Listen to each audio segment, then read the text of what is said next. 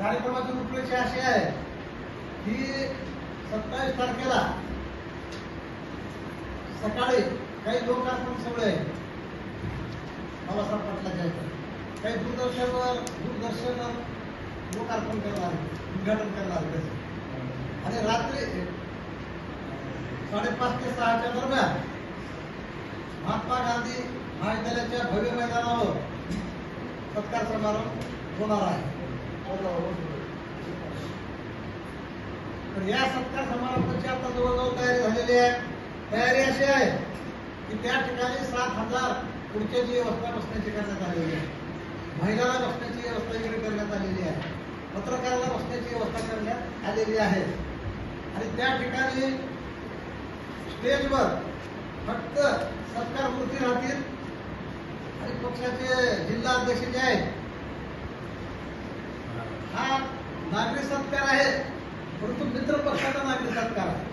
प्रश्न नंतर मित्रपक्ष जे आमचे आहेत त्यांच्या वतीनं नागरिक सत्कार आहे. नागरिक सत्कार झाल्यानंतर मग सर्वच असते, परंतु ते जरा आणि आता मित्रपक्षाचा नागरिक सत्कार असा करण्यात आलेला आहे. आणि या ठिकाणी सर्व पार्टीचे जिल्हा अध्यक्ष उपस्थित राहणार म्हणजे सगळ्याचे प्रतिनिधी आहेत. स्टेजवर कुणालाही आम्ही स्वतः कुणी बसणार नाही. काही काम असेल तर आम्हाला बोलायचं असेल जायचं असेल तर जाणार, कारण एक शिस्त पाळायची, या सर्व गर्दी करणार नाही. आणि ही सगळी साहेबांना केलेल्या आजपर्यंतचे कामं आणि जेवढ्या आपल्या तालुक्यातल्या मतदारसंघानं गेल्या 5 वर्षामध्ये आमदार साहेबांनी जे कामं केलेले आहेत विकासाचे, त्याचा मोबदला म्हणून मोठ्या प्रमाणामध्ये दुसऱ्या वेळेस लोकांचा समज असा होता की रिपीट आमदार होत नाही, परंतु लोकांना हे 2-3 रेकॉर्ड तोडले. रिपीट आमदारचं रेकॉर्ड तोडलं गेलं आणि गेल्या वेळेस 29-30 हजार होते ते 31,700-800 मतानं पुन्हा लोकांना निवडून दिले. हे 2 रेकॉर्ड तोडले. आणि आम्ही पुन्हा राष्ट्रवादीच्या वतीनं आमचे सर्वोच्च नेते, अखिल भारतीय अध्यक्ष व महाराष्ट्राचे कर्तव्यगार उपमुख्यमंत्री अजितदादा त्यांना भेटण्यासाठी शिष्टमंडळ गेलं आणि 2 वेळेस साहेब निवडून आलेले आहेत. ही 3री वेळ आहे. तर आम्हाला ह्या मंत्रिमंडळामध्ये आमच्या आमदाराला सामील करून घ्या असं आमचं शिष्टमंडळ भेटल्यानंतर दादानं समाधानकारक उत्तर दिले आणि ते सगळं हे झाले, व्हायरल झाले. तुम्ही बघितलो, मी स्वतः बोललो होतो माझ्यावर शिवाजीराव सगळे तुमचे. परंतु आंधळा मागता 1 डोळा, पण दादानं 2 डोळे दिले.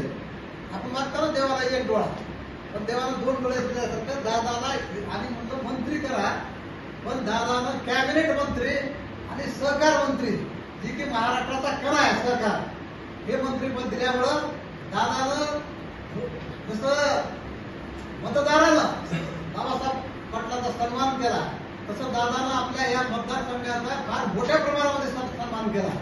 सहकार मंत्री पद जे नंबर 2चं पद आहे आणि त्याचबरोबर कॅबिनेट मंत्री दिले, जी की आपल्याला अपेक्षाही नव्हती, पण कॅबिनेट मंत्री आणि सहकार मंत्री पद दिलं.